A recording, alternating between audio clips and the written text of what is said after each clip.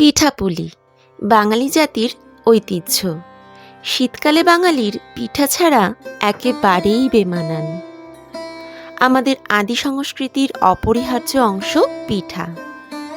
এক এক পিঠা তৈরি হয় এক এক ধরনের উপাদানে, যেমন চিতই পিঠা, ভাপা পিঠা, পাটিসাপটা, ফুল পিঠা, দুধ পিঠা, জামাই পিঠা, পাতা পিঠা। এছাড়াও বাহারি নামের আরও অনেক পিঠা রয়েছে। শীত এলেই যেন হরেক রকম সুস্বাদু পিঠার বাহারি আয়োজন। বাঙালির আরেকটি মুখরোচক পিঠা পাটিসাপটা। আমারও বেশ পছন্দের একটি পিঠা। তাই তো দিদুকে বললাম বানাতে, আর অমনি দিদুও পিঠা বানাতে লেগে পড়ল। পৌষ পার্বণ অথচ পিঠে হবে না, তা আবার হয় নাকি? পাটিসাপটার যে ব্যাটারটা বেঁচে গেছিল সেটা দিয়ে তৈরি করে নেওয়া হলো মালপোয়া।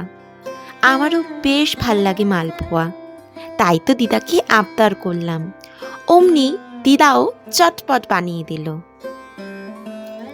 আমার বাবু ঠান্ডা ঠান্ডা পিঠার থেকে গরম গরম পিঠাই দারুণ লাগে।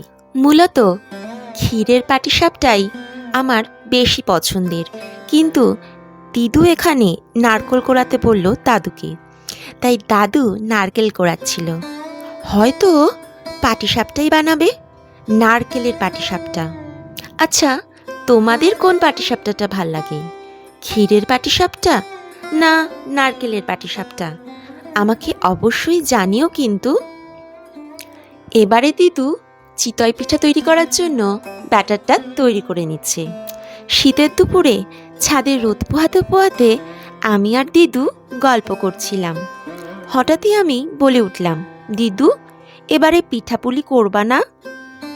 অনেক আবদার করার পর তারপর দিদু রাজি হলো।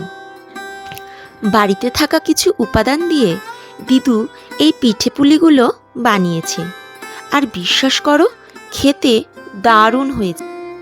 তোমাদের সাথে গল্প করতে করতে চিতই পিঠাগুলোও হয়ে গেছে।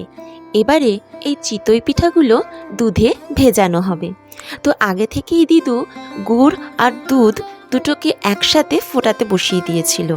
এবারে এই চিতই পিঠাগুলো এক এক করে তার মধ্যে ডুবিয়ে দেবে, তারপরেই রেডি হয়ে যাবে আমাদের চিতই পিঠা।